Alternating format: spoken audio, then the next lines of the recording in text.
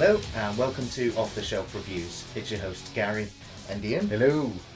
And today we're going to talk about the latter Child's Play movies, the Chucky movies, starting with The Bride of Chucky, moving into The Seed of Chucky, and ending with The Curse of Chucky. Iain, why don't you give us the synopsis for Bride of Chucky? Well, Bride of Chucky takes place 10 years after the original film came out and follows Jennifer Tilly's character Tiffany, who is Chucky's ex-girlfriend. She manages to get hold of his remains, obviously of his body that was destroyed at the end of Child's Play 3, and stitches them back together. She then uses the spell to bring his soul back into the Chucky doll. They have a bit of a misunderstanding over an engagement ring, and Chucky kills Tiffany and transfers her soul into a female doll body. You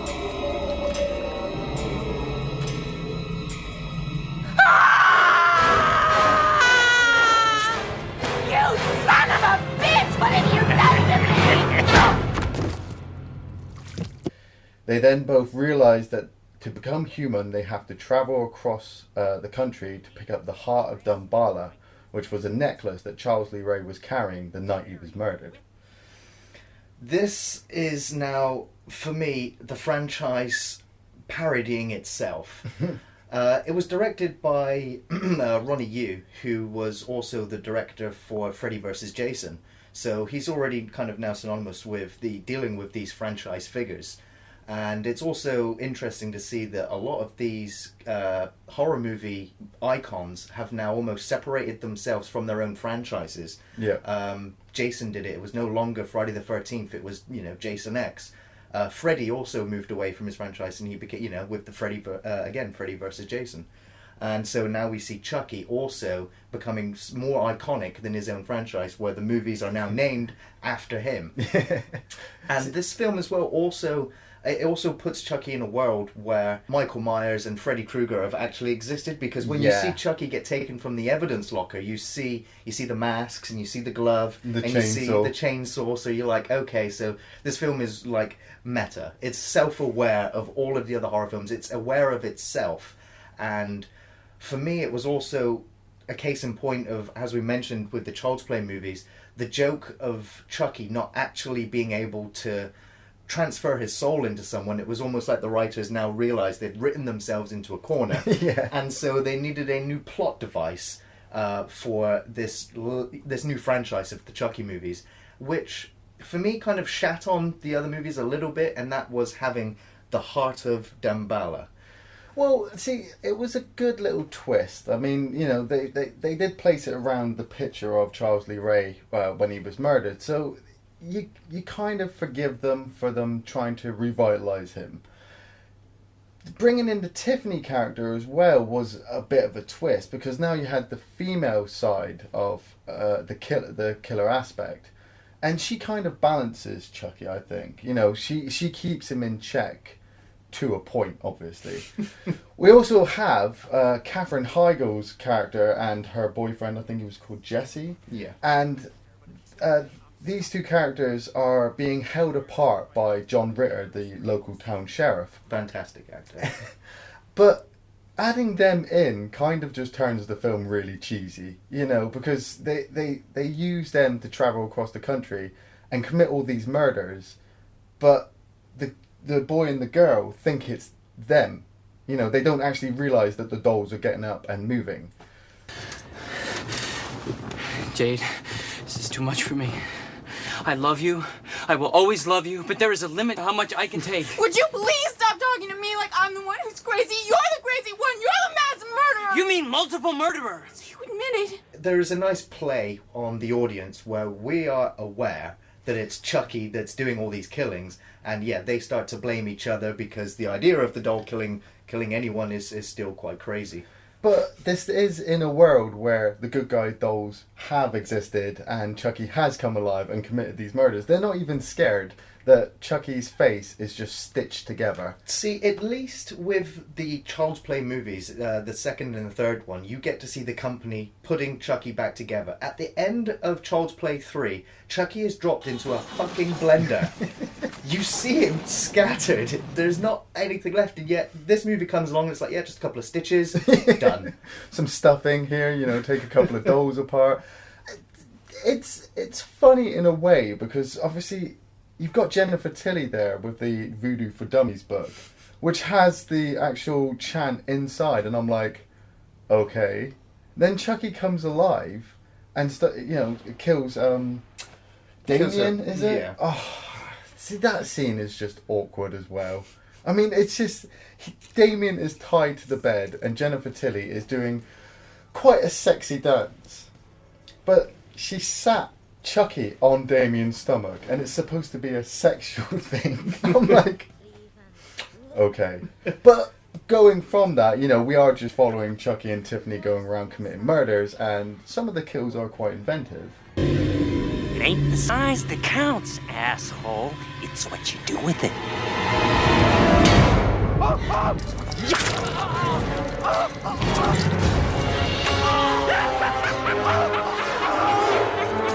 There are. I really like the scene. It's a bit of a spoiler now. I mean, I'm sure you must have seen the movie by now at least. It's the scene where John Ritter is in the truck and he's trying to find her, and, you know, the doll's there, and he sets up the airbag trap Yeah. and he lines it up with loads of nails, like flying at his face. Down he goes, and he just looks at him and just goes, Why does that look so familiar? I'm like, again with the references to Hellraiser, but it was still a nice kill moment, and they did keep some fantastic gory kills in this movie. Yeah. But this is a comedy film, so the deaths are played for laughs, and the humour from the dolls interacting with each other is quite good, but it really detaches itself from a horror franchise into what it's now becoming. Ah, what the hell, I need the exercise. Were you born with that knife super glued onto your hand or what? What are you talking about? For God's sake, Chucky, drag yourself into the 90s. Stabbings went out with Bundy and Dahmer. You look like Martha Stewart with that thing. Who the fuck is Martha Stewart? Yeah. With Jennifer Tilly at the side, it isn't much about Chucky sneaking around and, you know, surprising somebody. He's got Tiffany there. They work together. They open doors and they drive cars, but she works to a point, because after a while she doesn't want to do any more killing. You know, they want to settle down. There's a sequence where they're driving in the RV and she's made Chucky cookies, and it's a nice little scene, but 2 seconds later they're arguing and getting ready to fight, and the Katherine Heigl and the boyfriend character escape from the dolls, and I was like, It's so easy for them to do it. You're making the mistakes again, Chucky. Come on, you know, you're supposed to be sneaking up and killing people, instead you're getting kicked out windows and shit. Yeah, Chucky kind of lost his edge. In the first two movies, you really get to believe that Charles Lee Ray, the killer that's possessed this doll, is psychotic and criminally insane. Yet with this new movie, with The Bride of Chucky, you're kind of laughing at it, which is kind of wrong, because Chucky he's not a monster to be afraid of anymore, because you're laughing at him. Yeah, but that was where the monsters were going at that point, and you can forgive them as long as Chucky's making kills. Aye, and to that extent, I do actually enjoy this movie more than the third one. Definitely. Favourite scene? My favourite scene is probably where the couple are still arguing about who they think might the killer be, and their friend finds the body of John Ritter, and he now believes that both of them are both the killers, and they're playing this game, and so he's got the gun and he's backing out of the truck, and then straight away Final Destination style splat over the front of the truck. Fantastic. I do particularly like the hotel sequence. Yeah. A married couple has just snuck into the bedroom where the dolls and Katherine Heigl are, and she steals the wallet, and Tiffany gets all furious and decides to go after them, and they're getting all randy on this waterbed, and you just watch Tiffany walk up and then throw a champagne bottle into the mirror which is on the ceiling, and it just destroys the bed in a burst of blood and water, and Chucky's just like, I love you. And then it leads on into a really awkward sex sequence between two dolls. I wonder if all the plumbing works. Well, I don't know about you, but I'm starting to feel like Pinocchio here. I am anatomically correct, you know. It kind of reminded me of Team America. It was so at least with Chucky it was kind of silhouetted and kind of romanticized. Wait. What? Have you got a rubber? Have I got a rubber? Yeah. Tiff, What? look at me. I'm all rubber. Oh, that's right. Wait, I thought you were plastic. Tiff, What? kiss me. Okay. I would recommend The Bride of Chucky on the level that it is a comedy movie. If you want a serious horror movie, then there's nothing here for you. But if you really like the Chucky character and like the humor that was coming through in the latter Child's Play movies, there's plenty here for you. So on that level, I do recommend Bride of Chucky. See, me too. If you've gotten past Child's Play 3, get straight into Bride. Jennifer Tilly's in it, wearing leather. That's a bonus. And Chucky's running around just killing people as normal. The boyfriend girlfriend story, a bit like rotten cheese. But John Ritter's in it. That's a bonus as well. Go ahead and shoot. I'll be back. I always come back. Yay, but dying is such a bitch.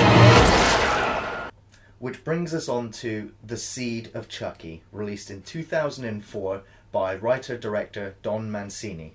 Now, Don Mancini was actually the writer for the entire Child's Play franchise, and now he's finally got behind the camera to direct his vision, and you gone bugged it up.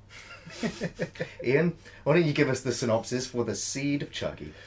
At the end of Bride of Chucky, Tiffany had given birth to a weird rubber baby thing. Lots of teeth. With lots of teeth. And it had been found by a heavy metal rock guitarist, I think it is. And he feeds the child and keeps it caged and calls it Shitface. Been waiting for Shitface! Shitface grows up to be a hideous-looking doll, voiced by Billy Boyd. And he believes he's Japanese because he's got "Made in Japan" written on his wrist. He sees Chucky and Tiffany on a TV screen because the film companies have got the rights to make a Chucky movie with Chucky and Tiffany in it. They are using actual dolls. Obviously, Chucky and Tiffany's souls are still lost, and Billy Boyd decides to go to America and bring them back to life. I think I got everything. I think so.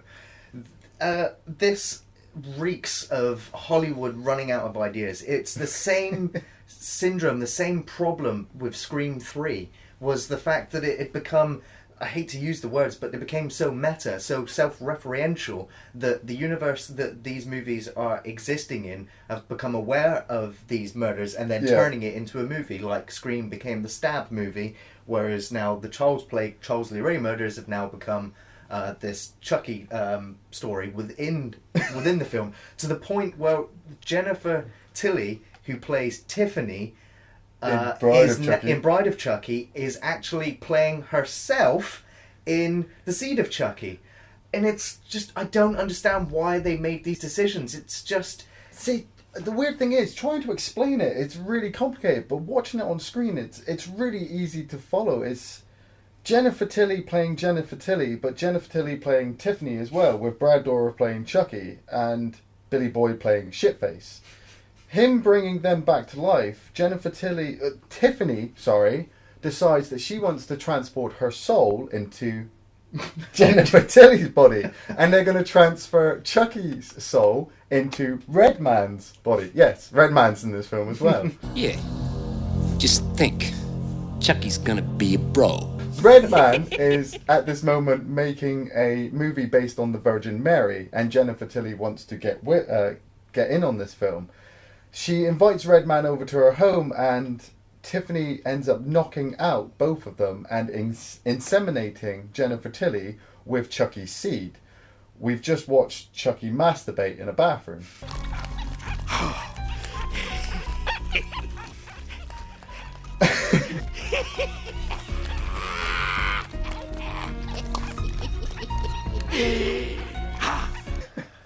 At this point, they're also trying not to kill. They're trying to go cold turkey. Chucky actually held his fingers crossed and actually doesn't give a shit and wants to kill as many people as he can. But Tiffany wants to actually settle down and have a proper family with Glenn, or Glenda, the doll that they name. It actually turns out, it transpires that within Glenn or Glenda, there are two souls. There are twins. I'm a real lady killer, if you catch my drift. I'm a bona fide bonus baby. A boy and a girl, and Jennifer Tilly magically becomes pregnant overnight with twin babies. Voodoo insemination. It's the fact that for the early Child's Play movies, it's the mystery of not seeing Chucky do the things he's like the ninja doll who just disappears and reappears when it's time to make the kills. Where in Bride and Seed of Chucky, Chucky is on screen nearly all the time, talking, reacting, cracking jokes, and they're funny, but it just takes away from the horror. It is just a sketch show of talking dolls murdering people, and there's no substance to it anymore, which is why they probably tried to inject this doll family lifestyle, and we get to see Chucky going through his porno magazines and then going, oh, you know what, Fangoria is the one of Chucky's choice. Here we go. Come to Papa. See, I do love that sequence. I mean, talking ninja, Chucky hanging from the ceiling in the photographer's booth with a knife in his mouth, ready to leap out. I'm just like, that's quite imaginative. But then you cut to Tiffany, and I don't know if I found it funny or not, or if I was just thought it was cheesy, but she sat there and she rings up the police officer from Bride of Chucky, his wife that she'd killed. She rings up the wife and apologizes for killing her husband, and then hangs the phone up and is just like, "Yep, I'm happy now," and then goes off and kills Redman. And I'm like, I did actually find that moment genuinely funny. It was the fact that you could hear her weeping on the other end. And I do actually, in some ways, like the Tiffany character. Yeah. I like the fact that because she's come into this series quite late, that she has built up kind of her own mythology with the way that she talks about what her mother used to say and how her brain must be working, considering that she was attracted to Charles Lee Ray before he even became this doll. Yeah. So I do actually like some of the lines that she gives and some of the interactions that she has with Chucky. However, it does demasculate Chucky quite a bit, which is why he wants to make this Glenn son-daughter his own. Yeah. And there is a nice father-son-daughter relationship booming when they go out, and he's convinced he's going to turn his son into a killer. Yeah. And which of course results in my favourite scene of the movie, just because it's a fantastic special effects shot.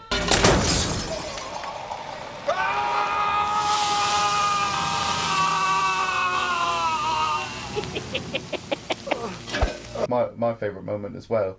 And Hannah Spirit from S Club 7 is in this film. Now, if you don't know who S Club 7 are, thank the Lord. But they were a 90s, 2000 pop group. And seeing her in this film, first time I saw it, I was like, oh, for fuck's sake, this is how bad it's got. They've got her in it. No offence.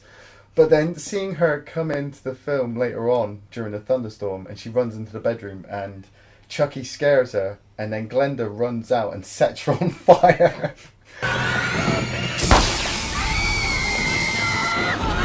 And you just see Hannah Spirit on fire, fall over the balcony and hit the floor, and I'm like, yes, Oh, now I'm happy. I can die happy now.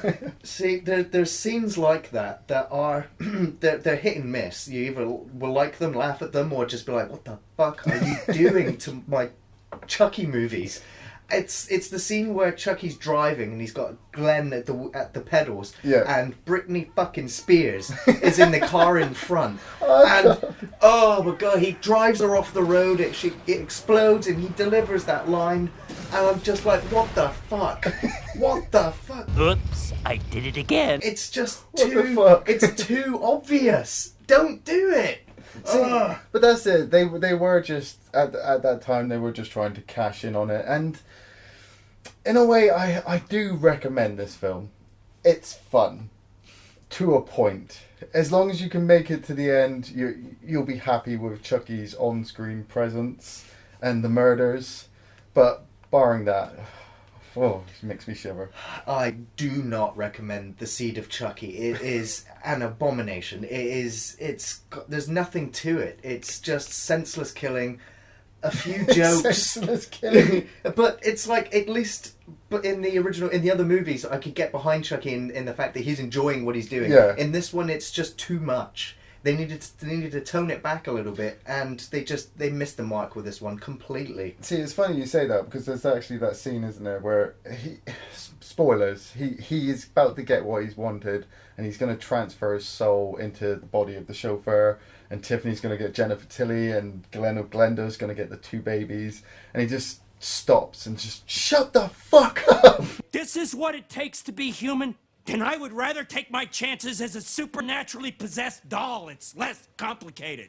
You can't be serious. What's so great about being human anyway? You get sick. You get old.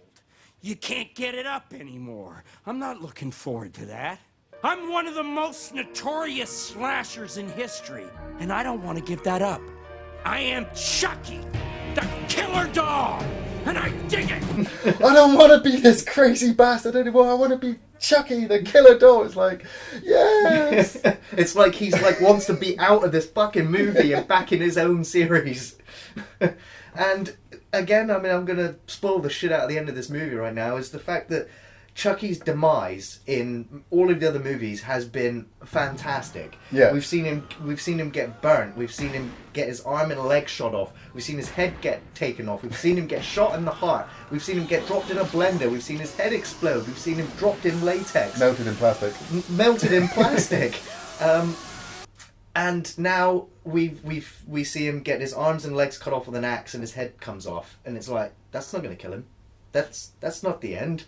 And for many years, that was the end. And I don't recommend this movie. It's just, it ruins the franchise on so many levels, and which is why I was excited after all these years that they said that they're either going to reboot or make a new movie in this franchise that's going to be a horror movie again.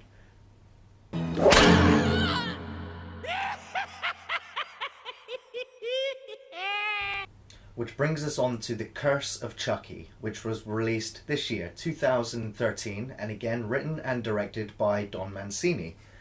And this time, it's a horror movie, thankfully. Iain, why don't you give us the synopsis for The Curse of Chucky? Well, Chucky is posted to a family in the middle of nowhere and proceeds to kill the mother of the house. And the daughter, who is confined to a wheelchair, Nico, her sister and her family then come and move in. Chucky decides to finish them all off, and it turns out that the family are connected to Charles Lee Ray from the past.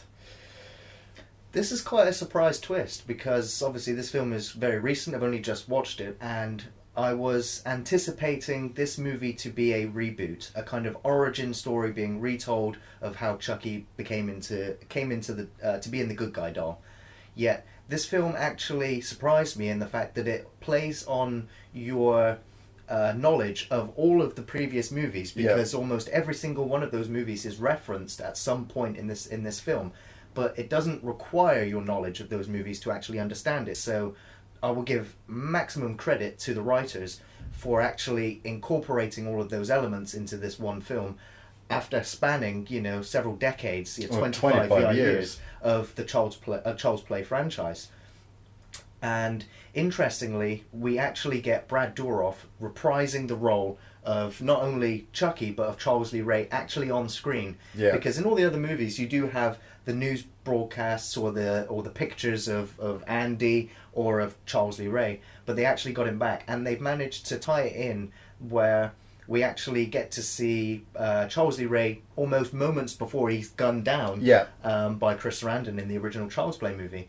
And we get to see his connection with this family 25 years actual in their time, where he knew the mother and the family and was already killing people around them several years before he would arrive to actually start this movie. And this film also, just like the original Child's Play movie, is a classic horror movie in terms of its stylistic filmmaking, in the fact that it's another 45 minutes until Chucky reveals himself facially and audibly to the audience. Yeah. We get to see him, like in the original movie again, running around in the background or taking knives off the shelf or poisoning people, but we don't actually see him on screen doing any of this. It's all part of the illusion psychology. and the psychology of it. So I really did enjoy the horror movie making aspects of this film.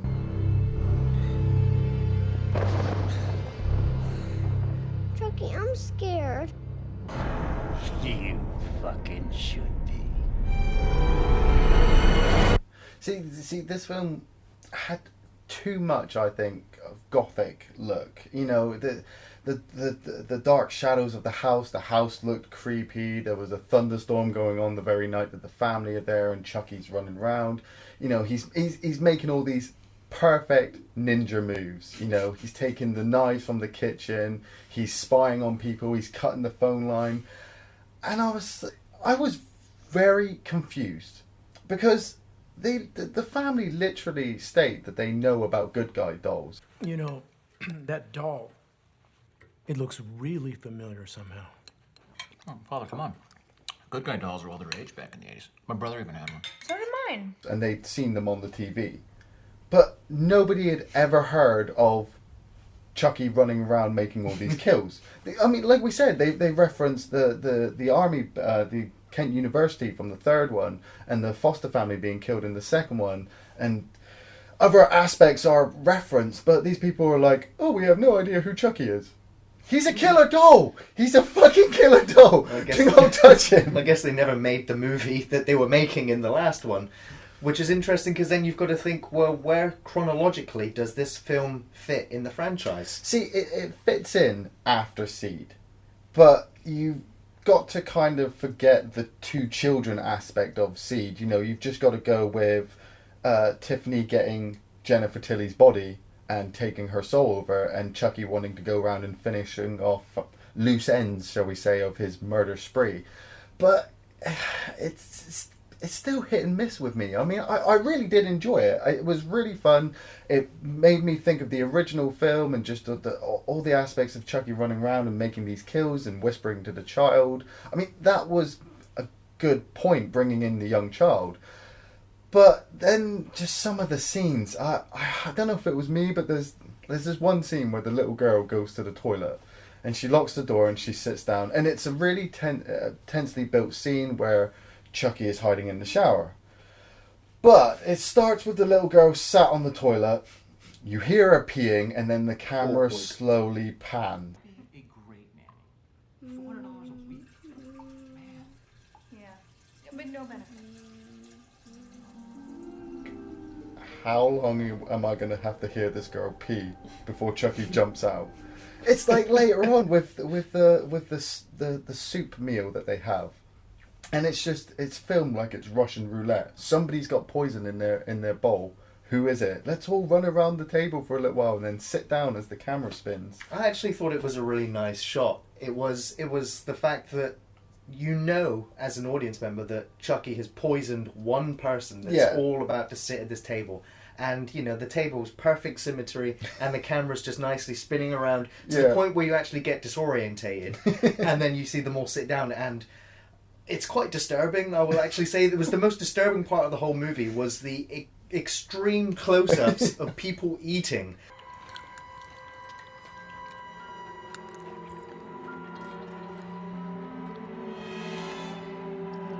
extended. It was like the extended cut of that scene of just people eating. I understand that if you're fresh to the franchise and you've not seen many horror movies in your life, that it will be new to you and it will, tweak your imagination with the camera work and the lighting and just the way the film is filmed. But yeah, that whole sequence where they eat in soup, it was like Evil Dead eats soup. It was really tense, but they're all gobbling away, and I'm like, okay.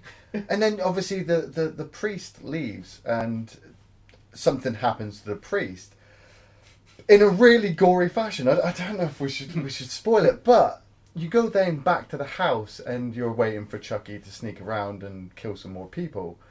When he does, it's really imaginative and it's really fun. But the people are just Nimrods. Literally, the nanny is electrocuted, and the whole house is flashing like the house from Poltergeist. And everyone's like, "Internet's not working. Can't get a signal." I was just like, really? Women. Can't live with them. Period.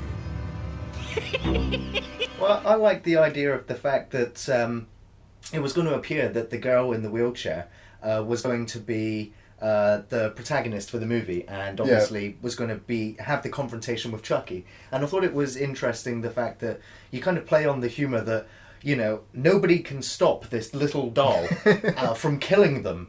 And it's like, well, it's usually because he's a stealth ninja doll and will sneak up on them. But when the doll actually is running at them and still manages to get the upper hand on them, you're like, it's kind of a little bit silly. So actually having this handicapped girl have to do combat with the doll, it kind of made those scenes maybe a little bit more believable, a little bit more less predictable. And it was an interesting idea to have obviously the fact that she couldn't feel anything in her legs. Yeah. And so when Chucky's hacking away at her and she can't feel the pain, it kind of gives her, the advantage to be able to deal with him. And so I thought the fight scenes between the two of them were actually quite tense, especially in the elevator sequence where you see the Chucky silhouette and you see him coming up to the bars and he's hacking at her hands and he's pulling it open and she's like, yeah, just come at me. I was like, this is fantastic. But compare it to the other elevator sequence where she's rising up in the elevator with Chucky sat on her lap and the lightning takes out the power and she sits there and she presses the bell, just waiting. The lightning's going off, it's all tense. What's everyone else doing? Oh, the mum and the nanny are, talking in the kitchen. The dad's just, lying downstairs and she just sits there for like a good 3 to 5 minutes just in this elevator, and then Chucky finally makes his move. I'm like, oh. This film, unfortunately, does stink of padding. There is an awful... I mean, the film probably could have been 60 minutes if it was edited so that the pace wouldn't drop like it felt like it did in the latter part of the movie. It was... The moment became obvious to me, it became obvious to all of us when we watched it, was where it was a slow motion running through the house with the wheelchair. And Chucky almost seems to be in real time as they're running in slow motion. And you just like, like you said, he could just jump out any moment and clock both of them. But it's almost like, again, he's just having fun watching them in slow motion running through the house. Watching them. It has its moments. I would have enjoyed this film if it was in the cinema on Halloween night being released. I would have actually paid to have gone and seen it. It would have probably have made me feel exactly the same, but I would have seen Chucky on the big screen making some awesome kills. That being said as well, if you're new to the franchise, it will be enjoyable, and if you haven't seen a Chucky film in 25 years, it will bring you back to the franchise. There are just some really stupid moments. Say hi to the little woman for me. Yes, I'll give you... There are some very awkward moments to sit through in the film, but after watching The Seed of Chucky, all is forgiven with this film. And I credit the film for not being a reboot, and for actually being a movie that sits comfortably in the entire franchise. Definitely. And I'm going to spoil some of the end of the movie now, because it does have the connections to the very first movie, where during the final confrontation between Chucky and the handicapped girl, she has looked up Charles Lee Ray and realised that Andy Barclay survived the Child's Play the Child's Play killings, and went to a mental asylum. But it was the fact that she called Chucky out and said, "But 3 times you've tried to kill this boy, and 3 times you failed. You know, what kind of serial killer are you? Look, you've taken 25 years to kill me." And so that kind of eggs him on and winds him up. And I like the fact that it references those movies and it fits comfortably in that franchise. So for me, all of those strengths actually elevated the movie above the cliched nonsense that the film is derivative of. You know, it's called completion anxiety. It's very common in males. You are a male, aren't you? Oh, I'm gonna kill you slow. My favourite scene of the movie, it's probably the moment where it's a kind of a big reveal, and it's the moment where you can then place the film chronologically in its place, and it's where the mother starts peeling the skin that's coming off of of Chucky. And part of me was wondering whether it was the fact that he's now been in the body again too long and he's starting to become more human, which isn't actually the case in this film, because for a lot of the times he has his head removed or his arms removed or he's stabbed and there's no blood. It's all stuffing and loose joints. And so it was like, okay, so maybe they've decided to change the mythology slightly. I'm not too sure because it's not really explained. But it's the point where she's again peeling the skin off his face and you see the scars. Okay, so he has actually been through those moments and this is what's led him to this moment here.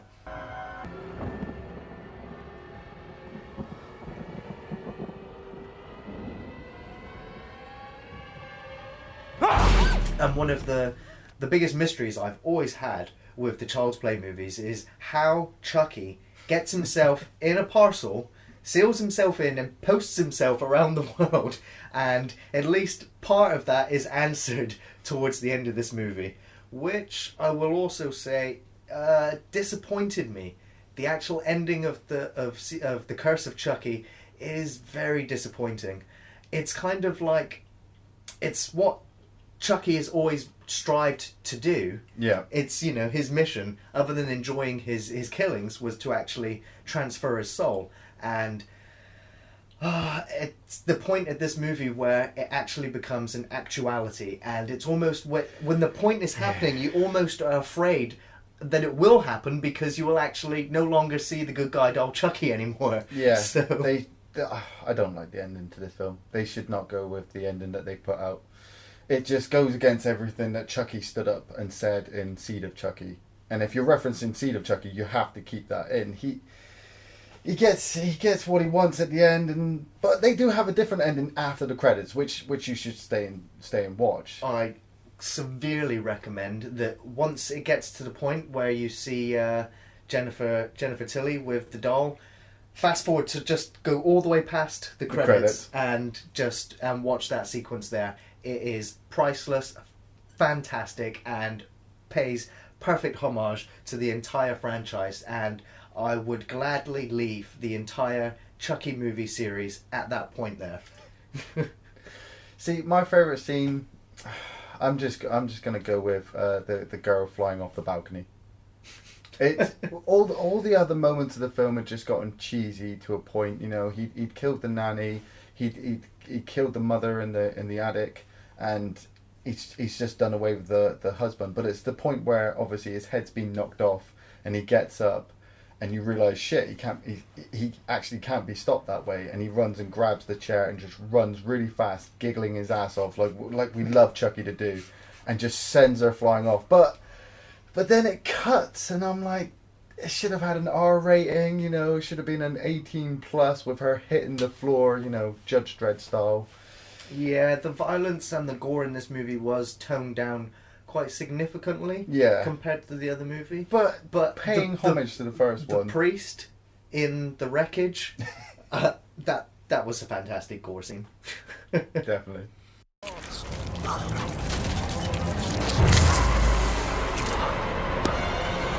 So I do recommend The Curse of Chucky. I think it's a fantastic ending to a franchise that has had many highs and lows. See, I recommend Curse Chucky if you've gotten to this, if you're watching this video and you've never seen a Chucky movie, start with Curse. It'll make you laugh and it'll definitely make you want to go back.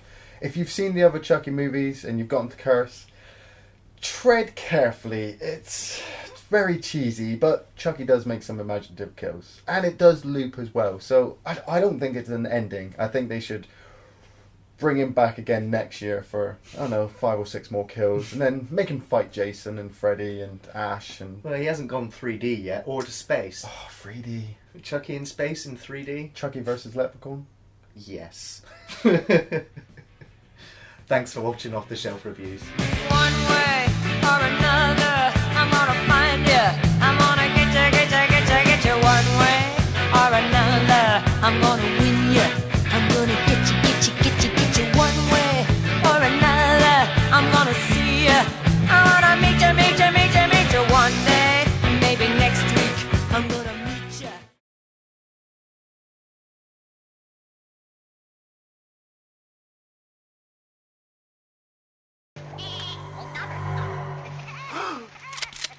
Play with this. Andy,